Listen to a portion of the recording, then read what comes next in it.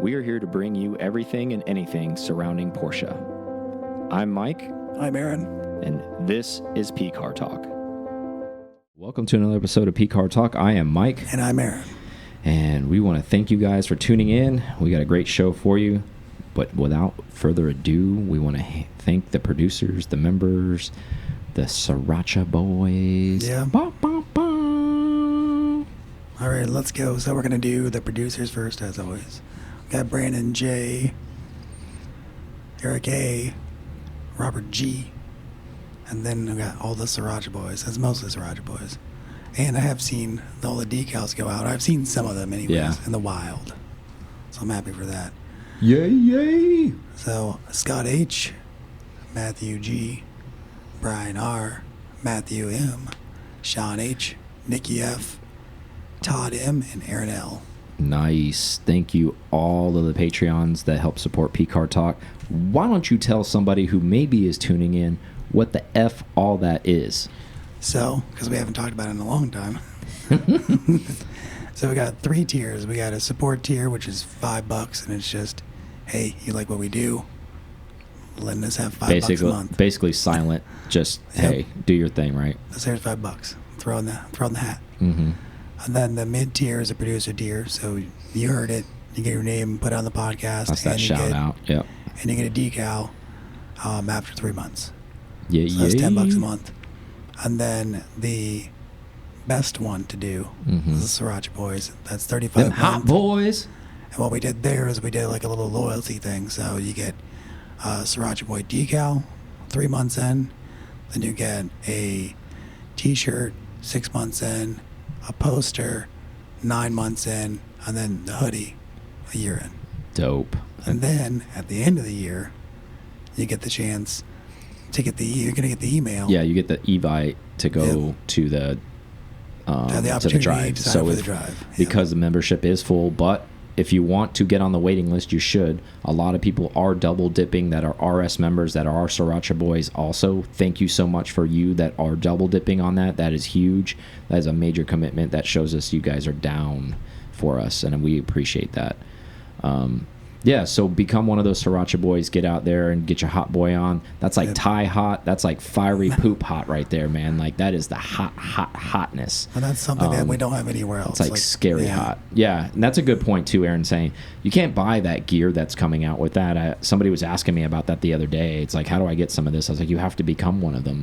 We do not sell that gear. That's part of your membership or Patreon loyalty program. That gear was designed just for that. So it's pretty cool stuff. You know, Aaron designed it. It's got like Sriracha, a play on Sriracha with the Porsche design. Like it's got a Porsche in there with it. It looks pretty sharp. I had help. Well, I mean, visually, that's what I wanted, but I had little design help. Yeah, but I'm just saying it's nice that that's out there. That's very unique and that's very solo. It's also the only hoodie we sell. And that's very, very Porsche. Again, it's unattainium unless you become one of those things. It's your start. So, way to keep with the Porsche theme. Thank you, Aaron, for that. So, what's coming up? Let's get started. This isn't just what's coming up for everybody out there. This is kind of just what's coming up for Aaron and I in the next basically 4 weeks. And possibly you if you're going. Yeah. And if you're listening and you're going, and I guess I'll see you there, right? Yep. So the big one is pretty open to everybody. Loof/Motorsports Gathering. That's happening in Indianapolis, September 9th through the 12th. We're going up. We'll be at Charlotte a couple days before that, doing some podcasts with some guests, some of our boys in Charlotte, and then we'll be making our way to Indy for the extravaganza. We're excited to see what gets displayed, what happens, and also get to mingle with everybody that's there. We're going to do our best to try to snatch up some more guests for you guys while we're there as well. So I think we've discussed this before. We're going to gather up a lot of guests during this time frame. Aaron and I are going to definitely be hustling. We're bringing all our gear for you guys. Some black bags and some ropes. Yeah, to do all that stuff up. Yeah, black up stuff while we're up there. And then we have Foreign, our club event. If you don't know what that is, we've been talking about it a lot, but we haven't discussed it a lot on the show just because it's been closed since July, but it was open since basically January of this year. Yeah. So that's when we open the doors for that. We've got about 26, 27-ish cars coming to that. Our max capacity is 30. If you want to be last minute, you can't because we already do that We do the dinner in advance. Things have been reserved. Yeah, That's all why. the reservations are there. We've got the shirt design out there, so everybody has a shirt that's coming in as well. So being last minute, it becomes difficult to get your stuff. So that's the reason why. It's not about us being like dicks. It's more about logistics and trying to get this thing properly set up for everybody, so we know who's going to be there. There's enough goodie bags for everybody. We know how many heads are going to be there as far as like prizes and gifts and all the stuff that we're going to give out. So there's a lot of planning that goes into that. It's not some like ragtag bullshit thing that's put together. This is very organized. Aaron and I seem very chill, but behind the scenes, that's why we work really well. We're very organized. So that's what's happening with that. After that, September 30th, from the dates on that, is that's September 15th through the 18th. That's when that's happening. And then September 30th to October 2nd, that's Targa Carolina. That's Charles Stanley's event. That's already sold out, and that's an invite only. That's an air-cooled thing. It's sold out in the first day and a half. It's kind of, it was expected anyways. It's just, there's a lot in that thing there's a big following. He's been doing it for a while. There's a lot of years this year, I think. Yeah, I think so. A lot of people want to go, and same thing, it's first come first serve. He sends an email blast out to a lot of people. That's a lot of people, private emails though. Like he's basically, I don't know, I'll make a number up, say he knows like 140 people, but he's only taking 70. So he's shooting fish in a barrel essentially. It's like, hey, if you don't sign up, I'm not worried, because there's going to be plenty of people that are going to come. So kudos to him for hosting that event. That's always a very, very fun event. The one difference thing about this event this time around, which is great, he has the entire resort just for us. Oh, that's cool. So there's that many people coming where the whole little Switzerland Inn is ours basically, which is cool though, because we don't have to mingle with anybody else that's like there. Not that we don't want to. Went with as many people as he did. Yeah, because they probably took that many to. Well, yeah. In order for that to happen, of course, he has to sell out the place. So in order for them to work with them, that's probably their deal. And he was like, okay, I can make this happen on my end. So it's nice for that too. That's going to happen. And that's an air-cooled only event. If you're not familiar with that, we have discussed that on prior episodes. You can listen to one of those episodes. I don't remember which one it is because we do so many, but you guys will figure it out. So, coming up way sooner than we thought was coming out, 2023 Porsche Turbo Hybrid was spied on the ring. This thing's going to be here really shortly. I mean, they're giving it a production year already on this thing. Yep.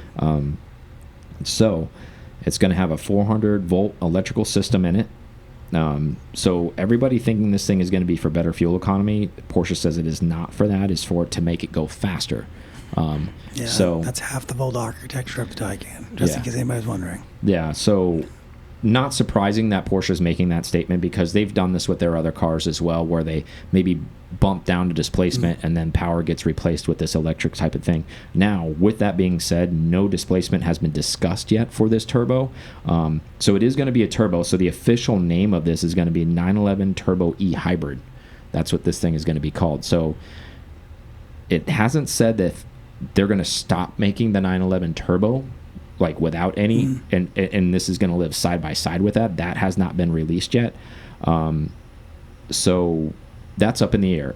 I think it will. The only reason I'd say it, you think it'll replace it, or do you think it'll live side by side? Side by side. Okay. Just because all the other brands it'll be the option. Kind of have that going on now. I think so too. I think it'll live. Here's what my theory is. I think it'll live side by side with it for a while. And then almost kind of where it's been around for a little bit, and then it phases maybe the total combustion one off. So once you guys see this, basically every 911 Turbo is going to probably go up. Yep. Once that's not E-assisted, basically. Like, and this isn't, I know technically they're all turbos now, but this is the actual turbo moniker.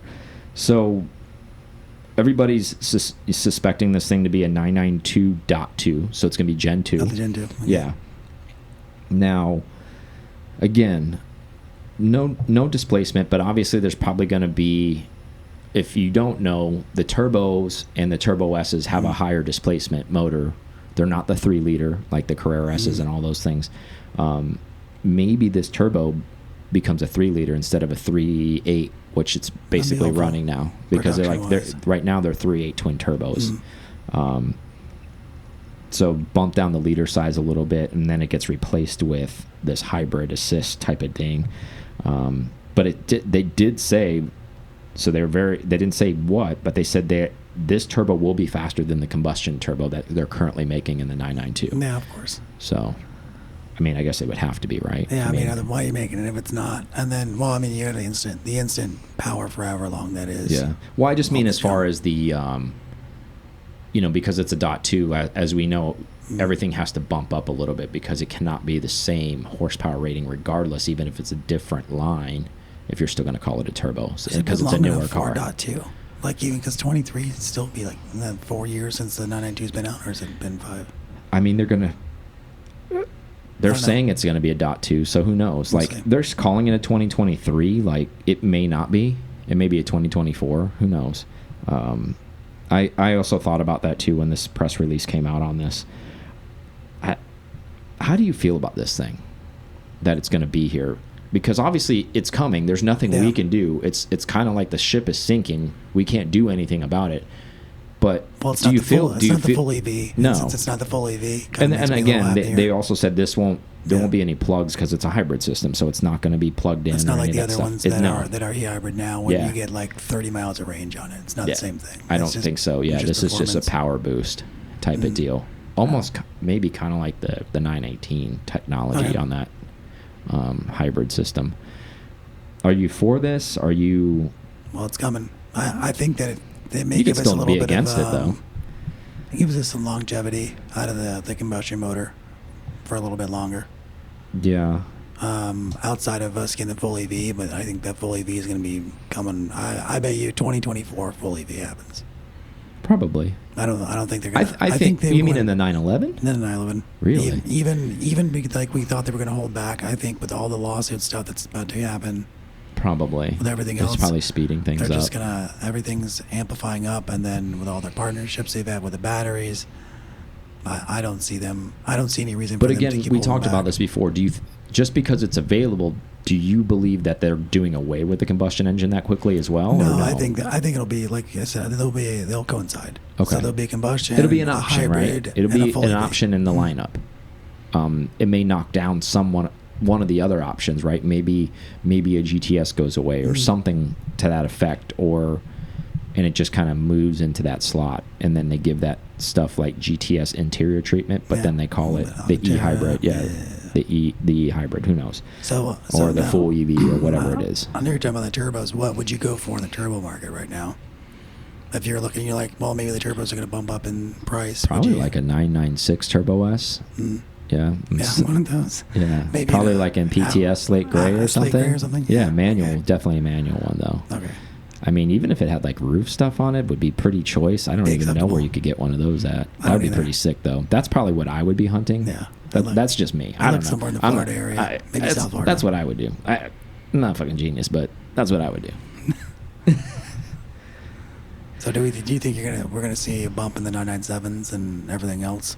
I think everything in the I mean, we've already seen it in just 996 regular turbos have started to bump, and to be honest with you, I know there's a lot of people out there that are kind of sticker shocked by all this stuff, and honestly, they were priced way low. So if you just didn't get in on that thing when it was low, that's unfortunate. But honestly, let's be real. That in 03 or 04, whatever one you want to look at, that's a $130,000 car at that time. That's a stout price tag. Yeah. The only reason it ever went down is because there was so much hate with the headlights. That's the only reason, because that car, performance-wise, and the way it performs, it's insane. That Metzger engine, if you don't know what you're talking about, it's basically, if you come from the GDM world or any of that kind of stuff, or if you want to come from the muscle car, I can name them all for you. It's basically a 2JZ block.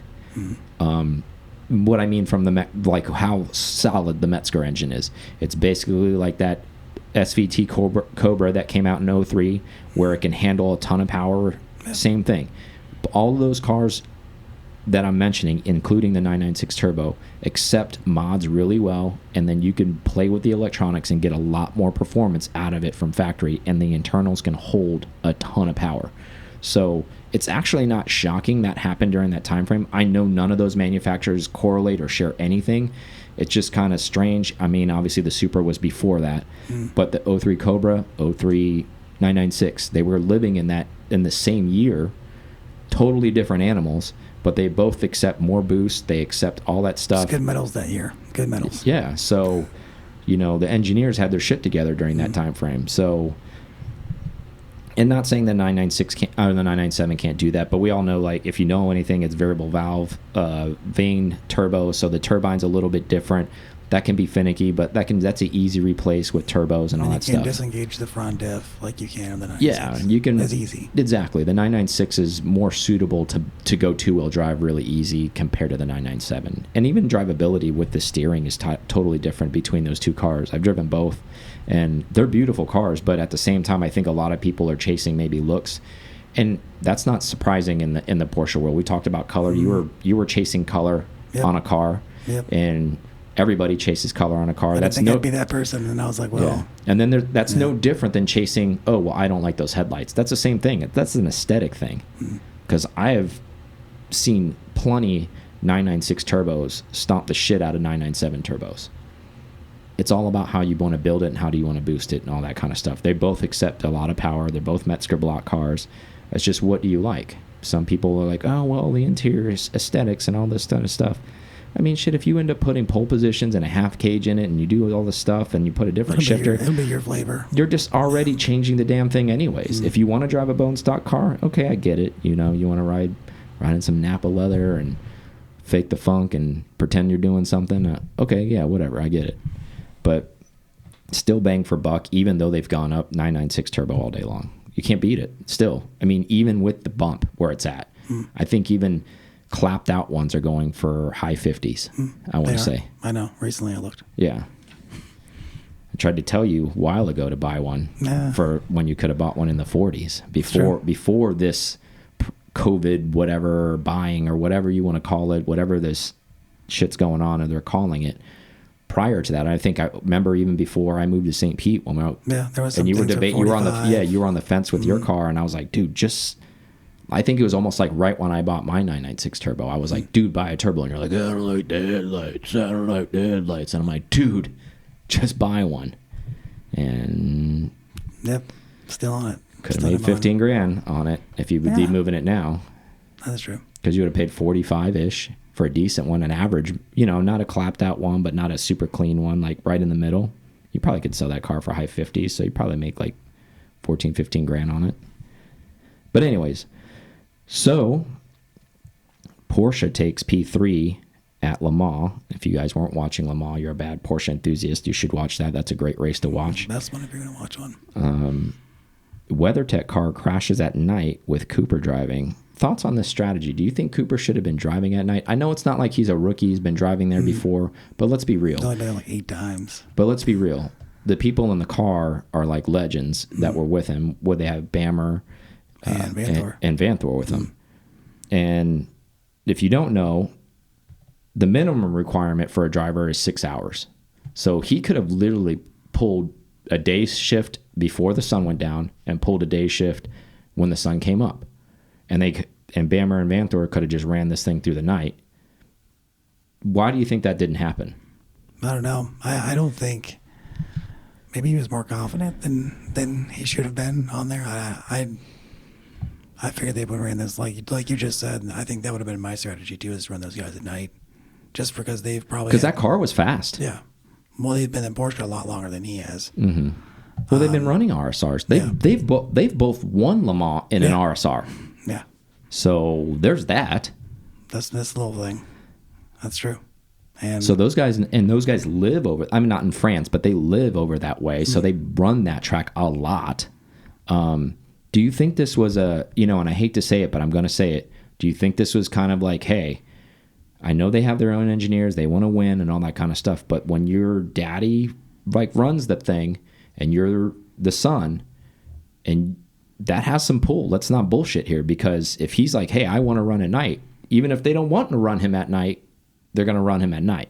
But I don't think they would have. I don't think that car would have been there without Cooper wanting to be there and the whole thing. I don't. No, I agree with that too. No, he has a say in that. I agree with that. But I'm saying it plays into all of that. I know. I know what you're saying. Like, I'm not saying he's just along for the ride, but at the same time, sometimes. No, there's influence. That definitely has something to do with it, right? Yeah. And I don't know, and I'm just speculating. I'm not saying that's what's happened. Like, maybe they had a game plan already divvied out. Maybe he didn't even want to run at night, and maybe they made him run at night anyways. It could be a total opposite. I was going to say maybe Van Thor and Bammer don't like to run at night. Yeah. It could have been that. I mean, it doesn't matter. It's like one person's not going to run all night long by themselves because, it's like 12 hours of fucking darkness. So. But one thing we did notice, and we talked about it, I think that day, that car was faster than factory cars. It was. By like a good bit. It was. And I don't know if that car didn't get a BOP just because it was maybe IMSA and all those people wanted that car to perform well because WeatherTech's spending big dollars to make that happen. And they probably wanted, hey, to give them a good representation, almost kind of give them a pass, if you will. I don't think I don't want to call it a pass, but you know what I'm saying? Like, just kind of like maybe say like, okay, cool. They paid a lot of money to be here. We like them in the sport. They're good for racing to be here. Let's not rape them like we raped the factory team last time. But they should have been, they'd be on the same par though, because it's the same model car as the factory cars, 91 and 92. Yeah. So what do you think about the factory team, they take P3, with them finishing that way? Do you think if they've been maybe had more seat time running more consistently all season, could they been more of a winner? Because Ferrari took the win, which is strange. They won the was it Spa before that? I think so. Yeah. Yeah, I'm surprised their car lasted, but whatever. I was waiting for maybe they got it figured out. I don't know. Yeah, I'm surprised. Like you said, they aren't seeing too much scene time because they only do. I mean, they do races, but it's just not the same with those guys coming back and forth in the U.S. doing MC stuff. Yeah, it's a comfortability thing, right? So it just wasn't. I mean, Astra's always a boss anyways, but it just kind of felt like, I don't know. But anyways, it was a good race. I'm glad it still happened. So they let 50,000 fans go to it compared to the... None? No, well, I was going to say normally it's like, what, That's 600,000 or 700,000 people that go to that thing? Yeah. Basically everybody in that region goes there to it and watches that race because it's so iconic and so epic. But we'll never know the answer to that question that I was asking, but it was nice to debate that, to figure out, what we may have thought. May have thought what that's going to happen. Yeah, WeatherTech's already announcing their next season, so good or worse, maybe if they had won, maybe they wouldn't be coming back next year. So the fact that they didn't win maybe gives us another round to watch that car run again. I didn't look at the season, but I'm assuming they're going to run next year too. And it's still interesting too that we're able to run an American car and the Euro cars against each other. So it's neat to see that. Yeah, that dynamic.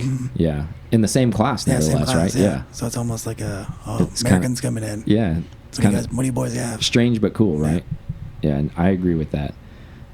So we've talked about this before, and Aaron and I have kind of played the what if game. If we had a 99 or not, I shouldn't say a 993, but an RWB in general, what our build would look like, or what anyone else's build has been look like, and what some people are using their cars for.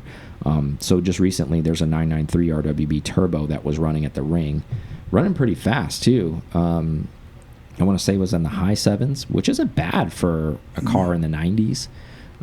So I'm not shocked by this because it was built that way. It has a good turbo. It's set up, and the background behind this, obviously Niki builds these cars originally for the Idlers race in Japan. Now the public has ran with this thing and turned it into a lot of other things, and then there's a lot of them that are kind of just show cars, and a lot of glitz and glamour, and maybe a warmed over 3.6 out of a 964 or 993. It's maybe straight pipe, makes a lot of noise, but isn't going to get down the road any faster, styles. Right? Yeah. But this one is one of the ones. It's a turbo, and we have seen some other race-ready style ones out there that are built. I know Niki in Japan builds a lot for his friends that actually just go race with them like they were meant to do, as opposed to hot boy them and just hang out with them and you know, wear their Yeezys and their Flex at, you know, Sowo or freaking wherever, Crispy Clean or whatever the shit else that they're going to and all that other stuff, right? Not that those things are bad. That's a different scene. But these cars were made to race, man. That's why there's a big contact patch. That's why they have these huge flares on them. Not to be out there hot boying and hard parking, you know. Well, some people's thing. I think the coolest one that we've seen so far in person's been the one that Danny drove. Yeah. That 3.8 RSR motor. Yeah. Army green. Yeah, and they get some like beast ones too, because they even have a Maritime Blue. It has a beast of a motor too. So Danny's a lot like us, and who we're referring to is that the son of the owner of RMC. They are bringing in the proper car. They're buying the race cars off of the people who are racing them over there, and then they're bringing those RWBs here. Those are kind of the cars that I would want to own. You know, they have Lexan windows, all that kind of stuff. And it's not for show. These cars are fully gutted. They're ready to go. That they're on the track and do track duty. Yes, are they the fastest things out there? Absolutely not. Nope. But they look badass out there. Always. You could obviously get in a GT3 and go faster, but that's not the point. A lot of these things, when they're racing in Japan in the Eilers race, it's kind of a class anyway. So they're racing in that own class. So they're competing in that class, as opposed to just open, meaning like running against everything out there it exists. I think that's pretty cool and it's pretty neat. I wanted to bring the reason why I bring that whole up is because I think it's really cool to see these kind of cars doing what they were basically built to do. Do you think HSR would ever bring that in as a class? I think if there was enough of them, they probably would. Cool. But maybe when the hot boys get turned like 40 something, maybe if they still have their cars, maybe then they can start actually using them the way they were supposed to be used and get a bunch of stone chips and rock chips and tire rubber all over them, and maybe. That'd be cool. Anyways, so let's take a quick break, and then we've got some history to talk about. Yep. We are back. So we know we get a lot of hate because we talk a lot about 911s and yada, yada, yada, and we don't talk about enough other cars, and we know there's other cars in the brand. So we're throwing you guys a bone. All three of you that listen to us that probably have a 968. We're going to talk a little bit about a 968 right now. That's interesting. Do you know what that is? I'm not sure. glad we had this segment. Education, the more you know, Rainbow goes up right now, like over the show. Yep. So 968, made from 91 to 95. It's basically a continuation car of the 924 that was started like 20 years prior to that. If you don't know what that is, that was Porsche's first attempt at an affordable, you know, post 914, I guess, is the best way to say this. Yeah, affordable sports car for everybody during the gas crisis. Very Volkswagen. Yes. Well, actually, fun fact about that, the 924 was actually completely developed by Volkswagen. Porsche kind of needed an affordable car. They weren't going to produce the car, so they actually bought the rights to that car, and then made it essentially Porsche. Just changed out a lot of badging and stuff like that. So the first 924s, that actually was supposed to be Volkswagen's new sports car, which eventually became the Scirocco / Corrado and all that other kind of stuff. But once Porsche got a hold of the 924, it started to quickly make it its own. It was only that first gen, really, that was kind of Volkswagen-esque. The point of them bringing this up is because, again, we don't talk enough about them. So it's an inline 4, not talking about the 924, back to the 968. 968, yeah. It's a 3-liter inline 4, rated at 237 horsepower, 225 foot-pounds of torque. Not bad. So basically, this is the last iteration of the 924. The mid-range was the 944. You've heard that number a lot. It's a transaxle car. If you don't know what transaxle means, the engine's in the front, transmission's in the rear to help balance the car as best as possible. And a lot of these cars have very, very, very good balance. A lot of these cars are autocross because of that throughout the years. A lot better balance than the 911 that we love so much. And that transaxle design was also, they partnered with Mitsubishi to make that happen. Absolutely. Top speed of 157, 0 to 60 times 6.5 seconds. Pretty quick car for a 4-cylinder. Now, also very big displacement for a 4-cylinder. Yeah, it is. 3-liter, because think about this. 3-liter was also the flat 6 and the SC and all that kind of stuff. So you think about that. That was a 6-cylinder. So this is a 4-cylinder, and it's the same displacement. So we're talking big pistons. It's an inline 4. Again, transaxle. I want to... The weight balance, it's almost 50-50. It's basically like 55-45, something like that. It's really close. It's close to 50-50. It's really, really close. And that's why a lot of these cars are used for that stuff. Now, they came in the coupe model, also in a convertible. Manual transmission and a Triptronic. Boo. This is one of the only cars, the 944 and this one, that I like in convertible. They did the convertible a little differently than I've seen. And actually, believe it or not, I think they don't look bad in convertibles. I was thinking about buying actually one of these not too long ago, just a daily. I know that sounds kind of pretentious, but I just wanted to daily it. I think it'd be cool to have something that was kind of vintage to daily, and I was, believe it or not, looking for a convertible because of where we live at. Yeah. So I kind of wanted a Porsche convertible, but I didn't want a Boxster, so I kind of wanted something vintage. Imagine the gas mileage in the Cayenne being really terrible. Good, right? Yeah. So anyway, so very good balance on this. So let's go over some of the variants. So there's a couple variants within the 968 realm. Not very many of them. Most of them were standard. There wasn't like an S and all that other kind of stuff. However, there was a Club Sport variant that was made later in the 90s, like 93 to 95. They made these. So very cool. The car was 220 pounds lighter, which is pretty significant. Oh, that's usually you hear like, oh, we shaved like 30 pounds. So this was back in the day when actually they did weight savings, like real weight savings and stuff. Or they had real back seats, either one. Yeah, so they got rid of all the seating. They got rid of the sound deadening. They significantly lightened this thing up. So, and then it came in some really cool colors too. I'll name some of the dull ones, but Grand Prix white, black, Speed yellow, Guards red. But then there was a Rivy blue or a Maritime, excuse me. And all of those Club Sport models, which was kind of a cool thing, they were kind of rutified from the factory. All of the Club Sports came with painted backs on them, matching exterior paint. If you attended DRT this year, you would have seen a Speed yellow one. That's what I had, and it was for sale for a bit. Yeah, and it was an option to have. They came with Cup 2s, which everybody remembers what the Cup 2s came on 964. So they have that really cool look to them too, these Club Sports. And the option was to paint them. Like the Speed yellow one we saw had painted Cup 2s, excuse me, on it as well. And I've seen a couple pictures of a Maritime one with painted cups on it as well. Not really my flavor. I probably wouldn't with the silver, but just a little contrast. Be cool to have like a Maritime one, man. That'd be pretty badass. Again, these things weren't powerhouses. There was no horsepower bump. It was a weight savings bump, but it did make it significantly faster because of that. You think about it, you basically taking Aaron out of the car. So that's true. All of me. Plus some. And then one more variant of the 968, they made a Turbo S, believe it or not. Oh. So before I get into that, so the 3-liter, the inline 4 was a 16-valve engine. So it was a 16-valve. The Turbo S was also a 3-liter, but it was an 8-valve. So they dropped some valves off because they turbocharged it, so they want to drop compression down on this thing. This thing had 305 horsepower, so significant power bump. But where the real difference was, because we all know boosted cars produce more foot-pounds of torque. This thing had 369 foot-pounds compared to the 225. Wow, that's a pretty good bump in pretty significant. Torque. Now, you're probably wondering, you're like, man, I've never seen a Turbo S in one of these. You know why? Because they only made 14 of them. I was just about to say that. I was like, I don't think I've seen a Turbo S one. Yeah, me neither. Super, super rare.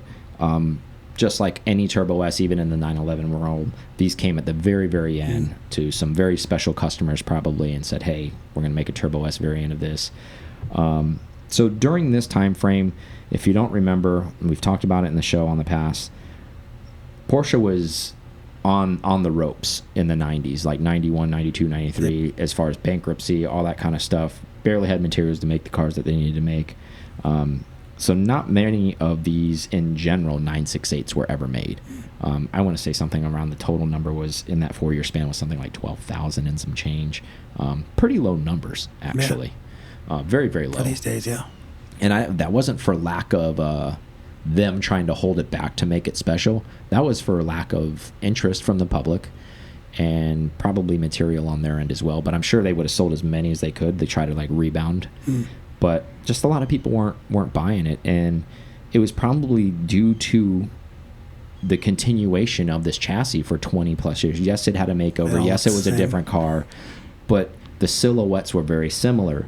Yes, some things were changed out. The way the headlights popped up compared to the, you had the frog eyes. Do you think they had a compared to the pop-ups of the 944? Do you think they thought they might have had something on their hands where, like, okay, we've ran the 911 body style for so long, let's try to replicate a new something and see how long we can go with that. See if we can have another lineage like that. Probably. But I also thought they were going to replace the 911 with one of these.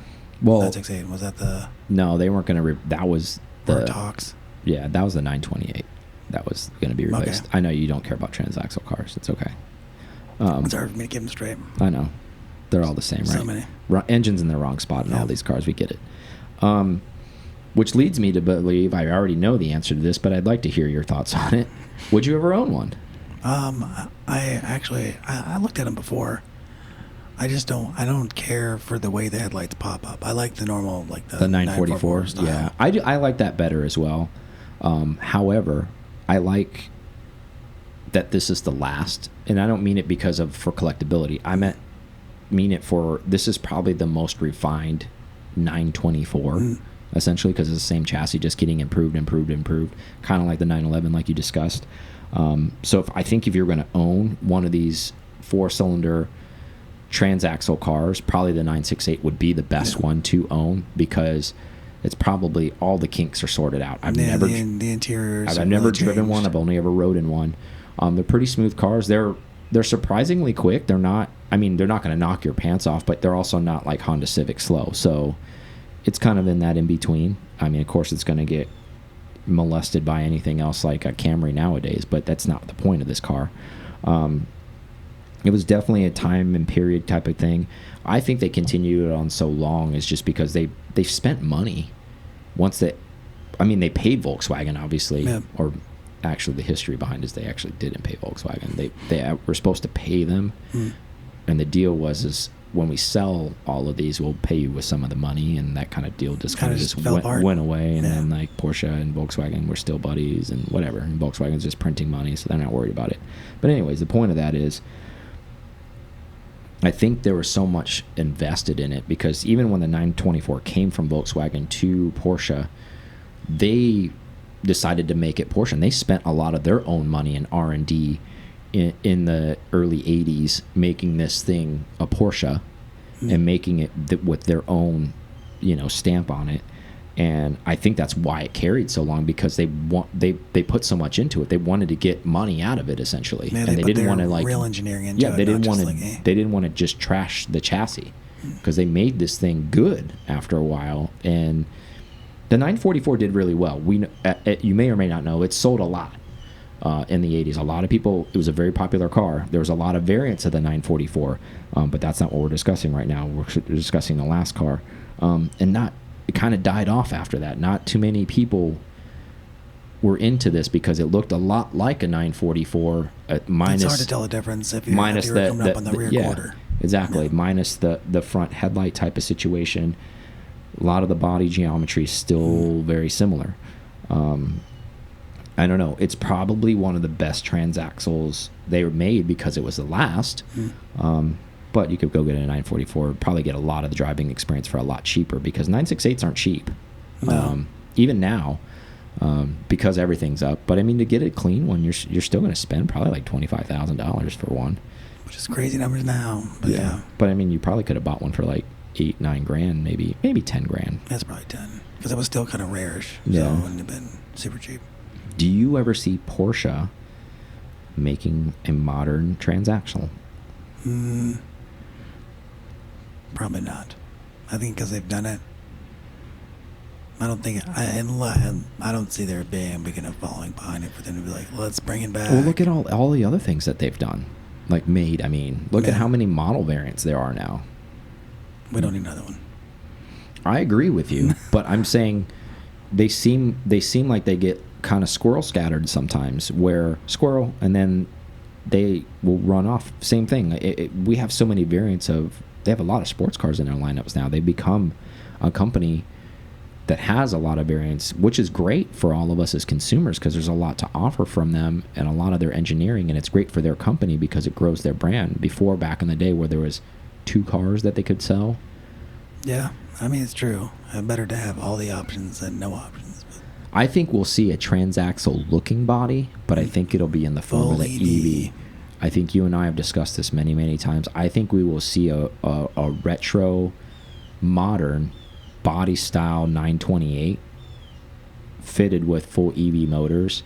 So it'll give the appearance that it's a front engine coupe, but of course it's skateboard technology, so it'll be, the batteries will be all underneath it, but it'll look like a transaxle car even though it won't be one. I think that's, if we, and I think if we ever see one, that's the way we'll see one. I don't ever see them putting another inline 4 in another car. This is an era those are all dead. Got a bunch of 718 4-cylinder motors you gotta get rid of. Well, we got all these Cayman GTS 4-liter motors that we recalled with had all these like issues. What are we gonna do with this motor? Let's make a transaxle out of it. Detune. Yeah, so I just wanted to give a little history lesson. I know there's a lot of people that listen to us that are here to listen about some of the history stuff. I know we've kind of shied away from talking about some of the history, so I kind of wanted to tie that into the show, bring that in. I think if I ever owned one of these... Club Sport. Yeah. Maritime Blue. Yeah, you know me too well. It would definitely either be that or the Rivy. That would be pretty cool too. But I'm sure those are ultra low numbers, and those, again, you have to be... One or two things had to happen if you own that car currently. Meaning like you owned it when it wasn't that expensive. Meaning bought like it new when you held on to it. Because even that car, because it's a Club Sport and they're low numbers, it carries a pretty high dollar figure. I don't see very many of them come up that often. I want to see this, say that one from Zoex sold for like 60s in the 60s. That's what I'm thinking. That's kind of a lot. Because if you're shopping Porsche, you got to really be in love with that car to have to want to own that, to pay $65,000-$70,000 for it. As we said earlier, 996 turbo. Yeah, really. A stout one at that price point. Yeah, there was a pretty good. Can almost buy my Turbo S for that price point. Almost. There was a Guards Red that had aftermarket wheels, and it was tuned, and I want to say it was in the 600 horsepower range, maybe 700 horsepower range, and it was. And then you go into, like, say you don't own any other Porsche, and you're willing to spend that. Do you go hunt? Yes, you're going to pay up for it, but you could go get a decently sorted SC or Carrera G-body car. Do you want a transaxle water-cooled car that badly, or do you want one of those? Yes, this will be rare, but it doesn't get you into the air-cooled club, if that matters to you. Yeah. Like, if you want to go to these air-cooled events, if you want to go to those things, yeah, you're this lone wolf out there with this inline, water-cooled, 4-cylinder, and some people like that. And if even it's in a rare color, that's cool too. But if it's your one and only, that's a tough sell. Man, that's a tough sell for me. It always seems like it doesn't matter where you start at, you always end up in 911. That doesn't, like, eventually. And I think, honestly, if you're ever going to have a forever car, and we've talked about this many, many times, I really think, even as much as they cost, go buy yourself an air-cooled 911. Because you don't need to daily drive it. If you can only have one car for whatever reason, meaning like one toy, and you have your daily truck, it's F-150 or whatever it is, your daily grocery getter, Jeep Cherokee, whatever it needs to be for the family, and you're allowed one toy from your significant other or whatever it is, just go buy the air-cooled now, spend the money, you'll have it forever, it'll always retain money, and you're going to have fun with it. And not saying, I'm not trying to change the subject on this 968, but I'm just saying that's it. For resale value, I think you have to look at things like that too. Even if you're going to pass it on and you're like, well, it's going to be mine forever. Okay, cool. Well, I think anybody shopping that Club Sport, this 968 Club Sport, is going to still put that hat on no matter what. No matter how much money you have, you're like, okay, you have a Maritime Blue one, but you want 100 grand for it. You're like, okay, I have 100 grand and I could go buy a 996 GT3 instead. I think I'm going to go buy the 996 GT3 instead. Hang on to your Club Sport. Have fun, bud. And I think it's a very unique group of people that want to have that. And I want to say, I dare to say, probably anybody who has those, it's probably like their 10th car or something, 10th Porsche. This isn't their only Porsche. Something they saw once and they wanted to, like, you know what, That'd be cool. Well, there's people who build all types of collections, right? Maybe people just want to build the Club Sport collection. Somebody has hunt down a G-Body Club Sport because those are ultra rare, and now he's got this Club Sport he's added to it. And there's people out there that do that too, and maybe that's part of the collection for them. Yeah. So CS everything. Exactly. So that it makes total sense. But yeah, I just thought we'd throw them a bone. I think it's an interesting history lesson. To talk about the 968. I think it was a time and place car. I think they're pretty cool. We know some people that have a couple of them, and they're neat. I mean, they're the 90s. Is when you see that car, you're like, oh yeah, that looks. I think Lisa has one, or had one, or sold it. Yeah, Tommy has one. Oh, he does. Yeah, his is in Guards Red. That's the one I've ridden in. Wow. I've always seen his DJ drives in 914. Yeah, he's got that 968, and then he's got the G-Body Carrera also. But I've ridden in his 968, and it's a cool car. It's super cool. It's just, when you're limited, you're like, what do you pick, right? It's not your kind of cool. Yeah. Well, it's not. It's not that I don't think it's cool. I'm just saying, there's so many more I would like to own before I own that, I guess. It's not that I would never want to own it. Like you're like, oh, of course I don't want one. Like I want one. But it's so far down the line, and I have so many other boxes to tick before I get to it that I'll never get to it because I can't afford all the other ones I want to get. But if I can, by some mistake, get to number 5 on the list, I'll get to number 5 before I get to 15. Like maybe this is where the Club Sport of this lives at. So who knows? Nevertheless, I think they're neat. I'm kind of with you on it. If I'm going to have one, I'd probably try to find a unique 944. And what I mean by that is like if you don't, which was kind of cooler, I think, in the 944s. Some of them had that Porsche script seats, those seats, and I think those are pretty rad. If you don't know what I'm talking about, go ahead and Google that. The seat says like Porsche over and over and over again in the centers of the seat. It's pretty faint, but you can see it, and especially on a well-kept car. You can see it distinctly, and I think that's actually a pretty rad thing. I'm just like different stuff where it's not normal. Yeah, because it wasn't a cloth insert or something weird. I don't know what it's like a nylon. Yeah, it's like a nylon insert basically, but it said Porsche. It had a Porsche script all in it. I think that's pretty cool in the 944s. I also with you. I like the way the lights pop up traditionally, like traditional pop-ups on those. I prefer the way that car looks, and it's a lot cheaper too. They made a lot more of them. Now be careful if you're out there shopping them because a lot of them are clapped out too because they were owned by a bunch of bums for a while. Didn't do maintenance on them, so be careful what you're hunting. I was in that category. Yeah, you were one of those bums. Yeah. But if you're okay with buying a somewhat looked after one, but just keep in mind that you're probably going to need to drop $5 or $6 grand after you get it just to make sure that everything's tidied up the way it needs to be tidied up. Timing belt is the main thing with those. So. Yeah, but I just mean all the stuff like brakes, all that stuff. I mean, it might have all that stuff. It might have it on there, but who knows how well kept those are. And then once you have it, you can drive it and enjoy it. But there's a lot of deferred maintenance on those cars, unfortunately, because they've been cheap for so long. And it was a cheap way for a lot of people to say, oh, I drive a Porsche. Well, I drive a Porsche. Still a cool way to get in the vintage scene because they are now. Yeah. I always thought they were rad. I think they look rad. Actually, some of the ones that I prefer the most, the ones that I'm talking about with those seats, some of them came with like cookie cutters on them, man, and they look awesome. I'm a vintage car guy, you know that. I just think they look rad. Instead of those still in my shop up north. Yeah, those cookies, man, get them. But I don't have anything else. Do you have anything for them? I don't. 968. Warm me out. Yeah, let him ride. Aaron's shopping right now, so maybe he's going to end up with a 968. Who knows? Yeah, it's definitely on 15th on the list. All right, we'll talk to you guys soon. Thank you so much for listening to this episode of P-Car Talk. Connect with us on Instagram at P-Car Talk or online at pcartalk.com.